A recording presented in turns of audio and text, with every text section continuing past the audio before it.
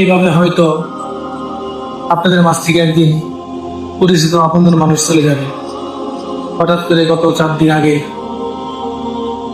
কর্মস্থলে এসে অসুস্থ হয়ে বললাম, আল্লাহর মেহেরবানিতে আলহামদুলিল্লাহ আজ আপনাদের মাঝে আবার এসে একটি ভিডিও পোস্ট করলাম।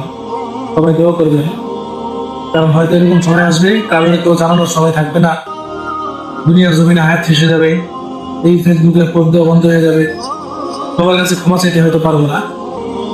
তাই অলওয়েজ প্রত্যেক মুমিন এক ভাই আরেক ভাইয়ের কাছে সবসময় ক্ষমা চেয়ে রাখবেন। সবসময় যাতে ছোটখাটো ভুলগুলোকে আমরা ক্ষমার দৃষ্টিকে দেখি এবং প্রত্যেকে মন থেকে ভালোবাসা দিই এবং সবার জন্য সবাই দোয়া করবো। যতদিন আল্লাহ হায়াত দিয়েছেন দেখ হায়াতের পাশাপাশি 5 ওয়াক্ত নামাজ পড়বো, আল্লাহর শুকরিয়া আদায় করবো, সবার জন্য সবাই দোয়া করবো এবং আমিও আমার সাধ্য মতো সবার জন্য দোয়া করবো।